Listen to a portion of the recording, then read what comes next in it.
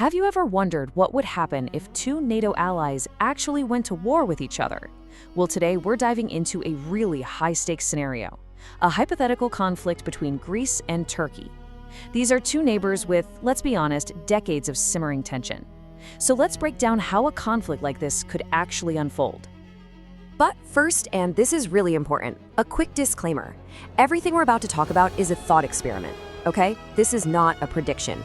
Think of it as an educational exercise to help us all understand the incredibly complex dynamics at play between these two powerful nations. So why even talk about this scenario? Well, because the Aegean Sea is, for all intents and purposes, a geopolitical tinderbox. For decades, tensions have been building up, and the potential for one little spark to set the whole thing off is, frankly, dangerously real. And look, these aren't new problems. We're talking about long-standing disputes over who owns which parts of the sea, who controls the airspace above it, who gets to drill for energy, and of course, the deeply complex issue of a divided Cyprus. Any one of these issues could be a flashpoint. I mean, remember the Inia/Kardak crisis back in '96? It brought both countries right to the brink of war over a couple of tiny, uninhabited islands. So this whole situation sets up a pretty classic strategic matchup. On one side, you've got Turkey, which has a clear numerical advantage, a bigger military, more troops, more planes. But on the other side, you have Greece, with a highly specialized military that's basically been optimized for one single job, defending the Aegean. It's a real contest of sheer numbers versus a concentrated, specialized defense. All right, so how would it all kick off?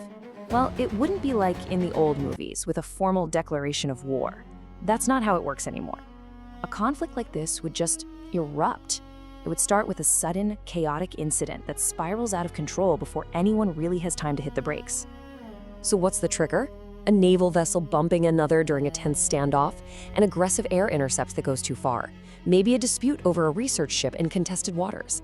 The spark would almost certainly be a single, localized confrontation that just blows up way too fast. And from there, the dominoes just start to fall, and they fall fast. A local incident leads to shots being fired, probably within hours, not days. Air forces on both sides scramble, leading to dogfights over the Aegean. Then the naval fleets engage in this incredibly complex battle space that's just dotted with islands. Speed and pure chaos would define those opening hours. For both sides, the initial goals would be brutally simple and incredibly urgent. Number one priority for everyone: gain control of the air. Whoever owns the sky has a massive advantage. At sea, the fight would be all about controlling those vital shipping lanes and either defending or trying to seize strategic islands. And behind the scenes, you can bet they'd both be trying to mess with the other's ability to communicate and command their forces. Now, a fire like this wouldn't stay contained in the Aegean for long. You know it wouldn't. The war would escalate, and probably escalate very quickly, spreading to new fronts and entirely new domains of warfare. Think about this timeline. Within hours, you'd see cyber attacks hitting power grids and communication networks. By day one, the divided island of Cyprus would almost certainly light up as a second front. By day two, we'd probably be seeing long-range missiles hitting high-value targets like airfields and naval bases. And by the third day, the land border up in Thrace could ignite, bringing tanks and artillery into the fight.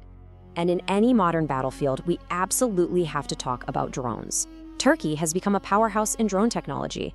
I mean, these unmanned systems aren't just for spying anymore. They are for targeting and direct strikes. This gives Turkey a really powerful asymmetric advantage, and it creates a huge challenge for Greek air defenses to deal with. Okay, so here's where this conflict goes from being a regional crisis to a full-blown global one. What happens when two members of the world's most powerful military alliance go to war with each other? It doesn't just create problems, it creates a political earthquake. We've all heard the core principle of NATO, right? It's the famous Article 5. An attack on one is an attack on all. It is the absolute foundation of the entire alliance. This leads to a question that could paralyze the entire organization. What does NATO do when the attacker is an ally? I mean, the alliance's rulebook just wasn't designed for this scenario. It would trigger a massive crisis, completely freezing any kind of collective military response. The international fallout would be immense. NATO as an organization would be militarily paralyzed, forced to shift its entire focus to just frantic, desperate diplomacy. The United States would be caught in an impossible position, trying to mediate between two of its own critical strategic partners.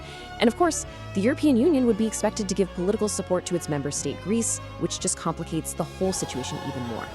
So, after a period of intense, destructive, and incredibly costly fighting, what would the end even look like? The grim reality of a war like this is that there are no real victors. There are only varying degrees of loss. And the costs, they would be staggering. Economically, you're talking about tourism collapsing, global shipping being disrupted, a total financial crisis for both countries.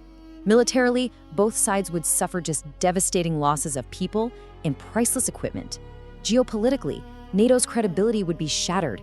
And, most importantly, the human cost, the casualties, it would be tragic. So, a decisive military victory for either side, it's highly, highly unlikely. Instead, the most probable outcome is just a bloody, grinding stalemate. After a period of really intense but ultimately indecisive combat, massive international pressure would likely force both sides into a fragile negotiated ceasefire. And what would be left when the dust settles? Well, the war wouldn't have solved any of the underlying problems.